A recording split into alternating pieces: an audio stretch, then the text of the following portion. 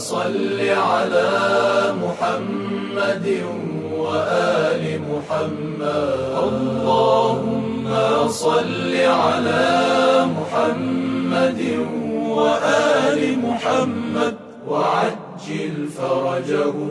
பிஸ்மில்லாஹிர் ரஹ்மானிர் ரஹீம். ஹும்ஸ் நிதி தொடர்பான சட்டங்களை அறிந்து கொள்வோம். புனிதமிகு அல் குர்ஆனும் அஹ்லுல் பைத்தும் போதித்த இஸ்லாமிய போதனைகளில் தொழுகை, நோன்பு, ஜகாத்து, ஹஜ் போன்ற கடமைகளைப் போன்று ஒரு மனிதன் மீது பொருளாதார ரீதியாக கடமையாகின்ற ஒரு வரி ஹும்ஸ் வரி என்று அழைக்கப்படுகின்றது. ஹும்ஸ் என்று சொன்னால் 1/5 பகுதி என்பது அர்த்தமாகும். ஹும்ஸ் கடமையான 7 வகையான பொருட்களில் இருந்து 1/5 பகுதியை தான் பின்பற்றுகின்ற முஜ்தஹித் மர்ஜ தக்லீதிடம் ஒப்படைப்பதை ஹும்ஸ் என்று அழைக்கின்றோம். இந்த கடமை பற்றி புனிதமிகு அல் குர்ஆன் சூரத்துல் அன்ஃபாலின் 41வது வசனம் இவ்வாறு கூறுகின்றது. பிஸ்மில்லாஹிர் ரஹ்மானிர் ரஹீம். உங்களுக்கு கிடைத்த எந்த பொருளிலும் 1/5 பாகம் அல்லாஹுக்கும் தூதருக்கும் அவருடைய இனபந்துக்களுக்கும் அனாதைகளுக்கும் ஏழைகளுக்கும் பயணிகளுக்கும் உரித்தானது. உண்மையாகவே நீங்கள் அல்லாஹுவை நம்பிக்கை கொண்டிருப்பதுடன் இரு படைகளும் சந்தித்து தீர்ப்பளித்த நாளில் நாம் நம் அடியார் மீது இறக்கி வைத்த உதவியை அவன்தான் இறக்கி வைத்தான் என்பதையும் நீங்கள் நம்புபவர்களாக இருந்தால் உறுதியாக அறிந்து கொள்ளுங்கள், நிச்சயமாக அல்லாஹ் அனைத்தின் மீதும் ஆற்றலுடையவனாக இருக்கின்றான் என்று இந்த திருமறை வசனத்தில் ஹும்ஸ் பற்றிய விடயத்தை எடுத்து சொல்லுகின்றது.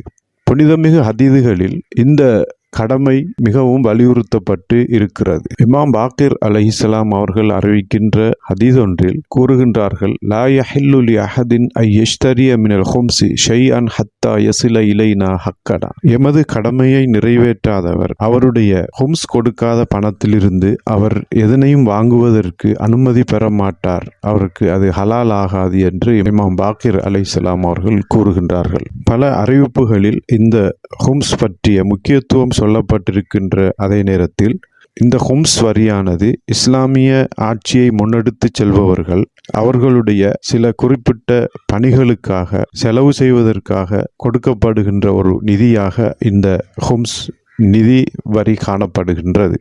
ஹும்ஸ் வரி பின்வரும் 7 விடயங்களில் கடமையாக இருக்கின்றது. முதலாவது, ஒரு மனிதனுடைய வாழ்க்கை செலவினங்களிலிருந்து ஒரு வருடத்தின் பின்னால் எஞ்சி வருகின்ற அந்த மீதியான பணத்திலிருந்தும் பொருளிலிருந்தும் 1/5 பகுதியை ஹும்ஸாக கொடுக்க வேண்டும். இரண்டாவது, கனிம பொருட்கள், நிலத்தில் பூமியில் காணப்படுகின்ற நிலக்கரி, இரத்தின கற்கள், உப்பு, பெட்ரோல் போன்ற பொருட்களை குறிக்கும். மூன்றாவது, பூமியிலிருந்து தோண்டி எடுக்கப்படுகின்ற புதையல். நான்காவது, யுத்தத்தில் கிடைக்கின்ற கனிமத் பொருட்கள்.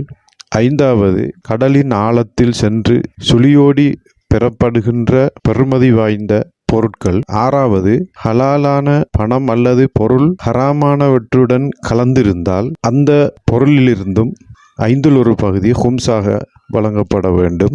ஏழாவது, ஒரு முஸ்லிமிடமிருந்து திம்மி காஃபிர் வாங்குகின்ற நிலம், அதன் பெறுமதியிலிருந்து 1/5 பகுதி ஹும்ஸ் வரியாக செலுத்தப்பட வேண்டும். மேற்குறித்த 7 பொருட்களில் ஏதாகுதல் ஒன்று மனிதனிடம் இருக்குமாக இருந்தால் அதற்காக அவன் ஹும்ஸ் வரி செலுத்த வேண்டும். இங்கு ஹும்ஸ் வரி செலுத்தப்படுகின்ற 7 பொருட்களில் முதலாவது, அதாவது ஒரு மனிதனுடைய வாழ்க்கை செலவினங்களிலிருந்து எஞ்சி வருகின்ற நிதியிலிருந்து 1/5 பகுதி ஹும்ஸாக வழங்கப்பட வேண்டும் என்ற விடயம் கூடுதலாக சமூகத்தில் இருக்கின்ற வகையில் இதனை பற்றி அறிந்து கொள்வோம். புனிதமிகு இஸ்லாத்தில் ஒரு மனிதனுடைய வாழ்க்கைக்கு முக்கியத்துவம் கொடுக்கப்பட்டிருக்கிறது. அந்த வாழ்க்கைக்கான செலவினங்களை, வாழ்வாதாரத்தை தேடிக்கொள்ளுகின்ற விடயத்திற்கும் முக்கியத்துவம் அளித்திருக்கிறது. ஹும்ஸ், ஜகாத் போன்ற வரிகளை அறவிடுவதற்கு முன் வாழ்க்கைக்கான வாழ்வாதாரத்தை அவன் தேடிக்கொள்ள வேண்டும் என்ற விடயத்தை இஸ்லாம் வலியுறுத்துகின்றது, அதற்கு முன்னுரிமை வழங்கி இருக்கின்றது. எனவே ஒரு மனிதன் ஒரு வருடத்தில் தனது அனைத்து விதமான செலவினங்களையும் கழித்து அவனுடைய கையில் மிஞ்சுகின்ற ஒரு பகுதியை ஹும்ஸாக கொடுப்பதையே இஸ்லாம் வலியுறுத்துகின்றது. எனவே அவ்வாறான ஒரு நிதி வருடத்தின் இறுதியில் அவனுடைய கைக்கு கிடைக்காவிட்டால், எஞ்சாவிட்டால் அவன் மீது ஹும்ஸ் கடமை கிடையாது. ஹும்ஸ் வரி கடமையானவர்கள் அவர்களுடைய ஒரு வருட வாழ்க்கை செலவை எடுத்ததன் பிற்பாடு, ஒரு வருடம் கடந்ததன் பிறகுதான் அந்த ஹும்ஸ் வரி செலுத்தப்பட வேண்டும். எனவே இந்த ஒரு வருட காலப்பகுதியில் தனது ஒரு வருட செலவினத்தை செய்கின்ற ஒருவர் சிக்கனமாகவும் செயற்பட தேவையில்லை. அதே போன்று வீண் விரயமும் செய்யக்கூடாது. இவ்வாறு ஒரு வருட செலவினத்தை கழித்ததன் பிறகு அவர் அந்த ஹும்ஸ் வரியை செலுத்த வேண்டும். இங்கு அவருடைய செலவினம் என்று சொல்லப்படுகின்ற விடயத்தை விரிவாக நோக்குவோம். ஒரு மனிதனுடைய வாழ்க்கை செலவினம் பின்வரும் அம்சங்களை உள்ளடக்கிக் கொள்கிறது. முதலாவது, உணவுக்காகவும் தனது ஆடை அணிகலன்களுக்காகவும் செய்யப்படுகின்ற செலவினங்கள். இரண்டாவது, தனது வீட்டு பாவனைக்காக வாங்கி எடுக்கின்ற பொருட்கள், உதாரணமாக காபட், தளர்வாடங்கள், குளிர்சாதன பெட்டி, தொலைபேசி போன்ற விடயங்களை குறிப்பிடலாம். மூன்றாவது, தொழில் நிமித்தம் அல்லாது தனது போக்குவரத்திற்காக பயன்படுத்துகின்ற வாகனம். நான்காவது, தனது வீட்டிற்கு விருந்தினர்களாக வருகின்ற போது அந்த விருந்துக்காக பயன்படுத்துகின்ற செலவினங்கள். ஐந்தாவது, திருமணத்திற்காக செய்யப்படுகின்ற செலவினங்கள். ஆறாவது, தனக்கு வாசிப்பதற்கு தேவையான நூல்கள். ஏழாவது, ஜியாரத் பயணங்களுக்காக செலவிடப்படுகின்ற செலவினங்கள். எட்டாவது, பரிசுகள், அன்பளிப்புகள் கொடுப்பதற்காக பயன்படுத்துகின்ற செலவினங்கள். ஒன்பதாவது, சதக்கா கொடுப்பதற்காக அல்லது நேர்ச்சையை நிறைவேற்றுவதற்காக அல்லது கஃபாரா ஒன்றை கொடுப்பதற்காக செலவிடப்படுகின்ற செலவினங்கள். இவைகள் அனைத்தும் ஒரு மனிதனுடைய செலவினங்கள் என்ற விடயங்களுக்குள் உள்ளடங்குகின்றன. ஹும்ஸ் வருடத்தை கணக்கிடுவது சம்பந்தமாக அறிந்து கொள்வோம். பொதுவாக பருவ வயதை அடைகின்ற மனிதனுக்கு தொழுகை வாஜிபாகி விடுவது போன்றும், அதே மனிதனை எதிர்நோக்கி வருகின்ற ரமலான் மாதத்தின் நோன்பை பிடிப்பது கடமையாகுவது போன்றும், ஒரு மனிதன் தனது வாழ்வாதாரத்தை தேடி அதிலிருந்து தனது செலவுகளை கழித்து ஒரு வருடத்தின் பின்னர் அவன் தனது ஹும்ஸ் வரியை கணக்கிட்டு அதனை செலுத்த வேண்டும். இதனால் ஒருவர் தனது வருமானத்தை எத்தினத்தில் பெற்றுக்கொள்கிறாரோ அத்தினம் அவருடைய வருடத்தின் ஆரம்பமாக கணிக்கப்படும். அதிலிருந்து ஒரு வருடம் கழிந்ததன் பிற்பாடு அவர் தன்னுடைய ஹும்ஸ் வரியை அதிலிருந்து கணக்கிட்டு செலுத்த வேண்டும். இந்த அடிப்படையில் விவசாயியாக இருக்கின்ற ஒருவர், அவர் முதலாவது அறுவடை செய்வது அவருடைய ஆரம்ப தினமாகும். மாதாந்த ஊதியம் சம்பளம் பெறுபவர் எப்போது தனது முதலாவது ஊதியத்தை, சம்பளத்தை பெறுகிறாரோ அது அவருடைய வருடத்தின் ஆரம்பமாகும். கூலித்தொழில் செய்பவர் எப்போது முதல் தடவையாக தனது வேலைக்கான கூலியை பெறுகிறாரோ அது அவருடைய ஹும்ஸ் வருடத்தின் ஆரம்ப தினமாகும். அதேபோன்று வியாபாரம் செய்கின்ற ஒருவர் அவருடைய முதல் வியாபாரம் எப்போது நடக்கின்றதோ அது அவருடைய ஹும்ஸ் வருடத்தின் ஆரம்ப தினமாகும். எனவே வருமானத்தை எப்போது பெறுகின்றார்களோ அதிலிருந்து ஒரு வருடம் முழுமையாக கழிந்ததன் பிற்பாடு அவருடைய ஹும்ஸ் வருடம் நிறைவு பெறும். அதை அவர் கணக்கிட்டு அந்த ஹும்ஸ் வரியை செலுத்த வேண்டும். இவ்விடயத்தை ஓரிரு உதாரணங்கள் மூலம் அறிந்து கொள்வோம். உதாரணமாக, ஒருவர் மாதாந்த சம்பளம் ஊதியம் பெறுபவராக இருந்தால் அவர் ஜனவரி மாதத்தின் இறுதியில் தனது முதலாவது சம்பளத்தை பெறுகிறார் என்று சொன்னால், அவர் அடுத்த வருடத்தின் ஜனவரி மாதம் இறுதியில் பெறுகின்ற சம்பளத்தோடு அவருடைய ஒரு வருட காலம் பூர்த்தியாகிறது.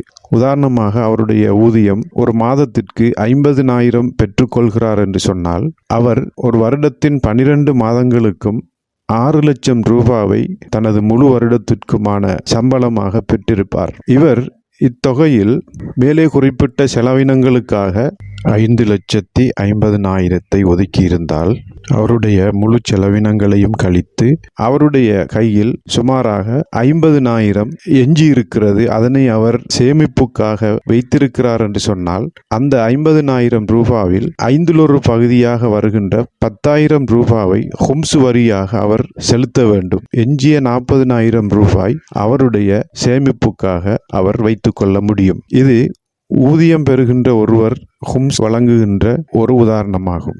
அதேபோன்று கூலித்தொழில் செய்கின்ற ஒருவர் தனது முதலாவது கூலியை ஜனவரி மாதத்தின் ஆரம்பத்திலிருந்து பெறத் தொடங்குகிறார் என்று சொன்னால், அவர் அடுத்த வருடத்தின் ஜனவரி மாதம் ஆரம்பம் வரைக்கும் அந்த முழு வருடத்திலும் அவர் சுமாராக 12 லட்சம் ரூபாவை சம்பாதித்துக் கொள்கிறார் என்று சொன்னால், அந்த 12 லட்சம் ரூபாயில் அவர் உதாரணமாக 11 லட்சம் ரூபாவை தனது செலவினங்களுக்காக பயன்படுத்தி இருந்தால், எஞ்சியிருக்கின்ற 1 லட்சம் ரூபாவை 5ஆக பிரித்து அதில் ஒரு பங்கான 20,000 ரூபாவை தனது ஹும்ஸ் வரியாக செலுத்தி எஞ்சி வருகின்ற 80,000 ரூபாவை அவர் தனது சேமிப்புக்காக வைத்து கொள்ள முடியும். இதே போன்றுதான் வியாபாரத்தில் ஈடுபடுகின்ற ஒருவர் தனது முழு வருட சம்பாதிப்பை முழுமையாக கணக்கில் எடுத்து அதிலிருந்து தனது செலவினங்களை கழித்துவிட்டு எஞ்சி வருகின்ற தொகையை 5ஆக பிரித்து அந்த 5இல் ஒரு பகுதியை ஹும்ஸாக கொடுக்க வேண்டும். பின்வரும் 6 பொருட்களில் ஹும்ஸ் வரி செலுத்த வேண்டிய அவசியம் இல்லை. முதலாவது, ஒரு மரணித்த மனிதரிடமிருந்து கிடைக்கப் பெறுகின்ற அனந்தர சொத்து, வாரிசு சொத்து, இதிலிருந்து ஹும்ஸ் கொடுக்க வேண்டிய அவசியம் இல்லை.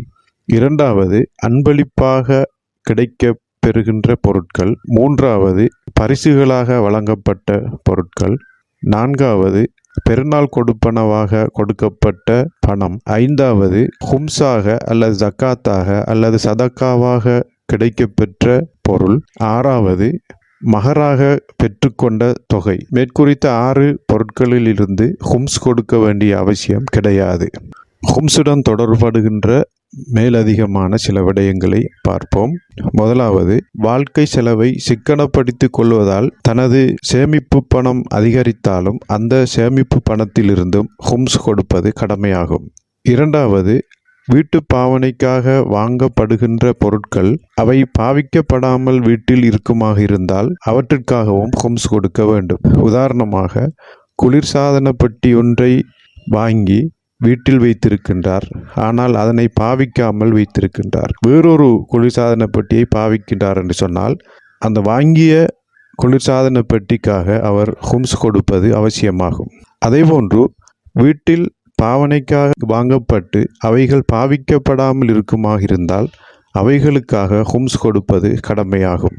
மூன்றாவது, வீட்டு பாவனைக்காக வாங்கப்படுகின்ற உணவுப் பொருட்கள் ஒரு வருடத்தின் இறுதியில் எஞ்சி வருகின்ற போது அந்த பொருட்களையும் கணக்கிட்டு அதற்கான ஹும்ஸையும் கொடுக்க வேண்டும். உதாரணமாக, பாவிப்பதற்காக வாங்குகின்ற அரிசி, கோதுமை, சீனி இப்படியான உணவுப் பொருட்கள் இவைகள் ஹும்ஸ் வருடத்திற்கு அப்பால் எஞ்சி வருமாக இருந்தால் அந்த எஞ்சி வருகின்ற பொருட்களையும் கணக்கிட்டு அதற்காகவும் ஹும்ஸ் கொடுக்க வேண்டும். உதாரணமாக, ஹும்ஸ் வருடம் ஆரம்பித்து ஒருவர் தனது வீட்டு பாவனைக்காக அரிசி வாங்கி பாவிக்கிறார் என்று சொன்னால், அவருடைய ஒரு வருட இறுதியில் ஒரு 10 கிலோ அரிசி மிஞ்சுகிறது என்று சொன்னால், அந்த 10 கிலோ அரிசியில் 5இல் ஒரு பகுதியான 2 கிலோ அரிசியை அவர் ஹும்ஸ் வரியாக செலுத்த வேண்டும். நான்காவது, ஹும்ஸ் வரி செலுத்தப்பட்ட பணத்திலிருந்து இவ்வாறான பொருட்கள் வாங்கப்பட்டால் திரும்பவும் ஹும்ஸ் கொடுக்க வேண்டிய அவசியம் கிடையாது. ஆறாவது, தொழில் நிமித்தத்துக்காக வாங்கப்படுகின்ற பொருட்கள். உதாரணமாக, வாகனம், டிராக்டர், மிஷின், அதேபோன்று ஏனைய சாதனங்களுக்காகவும் ஹும்ஸ் கொடுப்பது அவசியமாகும். ஹும்ஸ் கொடுப்பது கடமையான 7 விடயங்களை பார்த்தோம். அதில் முதலாவது, மனிதனுடைய ஒரு வருட வாழ்வாதார செலவை எஞ்சி வருகின்ற மீதி பணத்திலிருந்து கொடுக்கின்ற ஹும்ஸ் என்பதை அறிந்து கொண்டோம். அந்த 7 பொருட்களில் இரண்டாவது, ஹலாலும் ஹராமும் 2 கலந்த பொருட்கள். இவைகளுக்காகவும் ஹும்ஸ் நிறைவேற்றுவது அவசியமாகும். இது தொடர்பான விவரங்களை அறிந்து கொள்வோம். முதலாவது, ஒரு மனிதனுடைய ஹலாலான சொத்தோடு வேறொரு மனிதனுடைய பொருள் கலந்து விட்டால் இதனை பாவிப்பது ஹராமாகி விடுகிறது. எனவே இந்த இடத்தில் அந்த மனிதன் எவ்வாறு செயற்பட வேண்டும் என்பதை இஸ்லாம் இவ்வாறு சொல்லுகின்றது. முதலாவது, அந்த மனிதனையும் தெரியும், அந்த மனிதனுடைய எவ்வளவு சொத்து பொருள் எமது பொருளோடு கலந்தது என்றும் தெரிந்திருந்தால் அந்த கலக்கப்பட்ட அந்த பொருளை, சொத்தை பிரித்து அந்த மனிதனிடத்தில் ஒப்படைத்து விட வேண்டும். இரண்டாவது, எந்த மனிதனுடைய சொத்து எமது ஹலாலான சொத்தோடு கலந்தது என்று அந்த மனிதனை தெரியும், ஆனால் அவருடைய சொத்தின் அளவு தெரியாவிட்டால் அந்த மனிதனோடு ஒரு இணக்கப்பாட்டுக்கு வந்து அவருடைய கலக்கப்பட்ட அந்த சொத்தை பிரித்து அவரிடத்தில் ஒப்படைத்து விட வேண்டும். மூன்றாவது, ஆளை தெரியாது ஆனால் சொத்தின் அளவு தெரியும் என்று சொன்னால் அவருடைய சொத்தின் அளவுக்கு ஏற்ப அந்த தெரியாத மனிதருடைய பேரிலே சதக்கா கொடுத்து விட வேண்டும். 4வது, ஆளை தெரியாது, அவருடைய சொத்தின் அளவும் தெரியாது. இவ்வாறான நேரத்தில் இந்த முழு பொருளையும் கணக்கிட்டு அதிலிருந்து 5 பகுதியை ஹும்ஸ் வரியாக நிறைவேற்ற வேண்டும். அவ்வாறு நிறைவேற்றுகின்ற போது அந்த பொருள் முழுமையாக ஹலாலான பொருளாக மாறிவிடுகிறது, சுத்தமாக ஆகிவிடுகிறது. ஹும்ஸ் தொடர்பான பாடத்தில் ஹும்ஸ் கொடுக்கப்படாதன் காரணமாக ஏற்படுகின்ற விபரீதங்களை அறிந்து கொள்வோம். முதலாவது, ஹும்ஸ் கொடுக்கப்படாத பணத்தையோ பொருளையோ பயன்படுத்த முடியாது. அதனை பயன்படுத்தி உணவு வாங்கி உண்ணவோ அல்லது வேறு தேவைகளுக்காக பயன்படுத்தவோ முடியாது. 2வது, ஹும்ஸ் கொடுக்கப்படாத சொத்தையோ அல்லது பணத்தையோ வைத்து வியாபாரம் செய்ய முடியாது. அந்த வியாபாரத்தில் 5 பகுதி பாத்திலாகும்.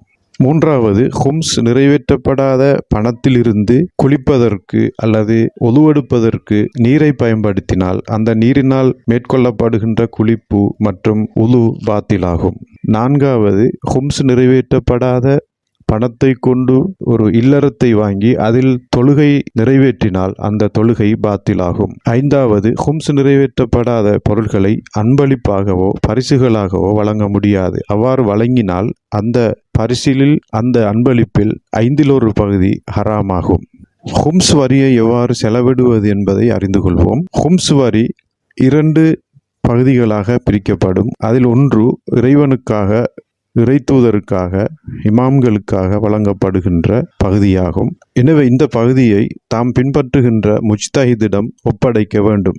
அவர் அந்நிதியை பொருத்தமாக காண்கின்ற இஸ்லாமிய பணிகளில் அதனை செலவு செய்வார்.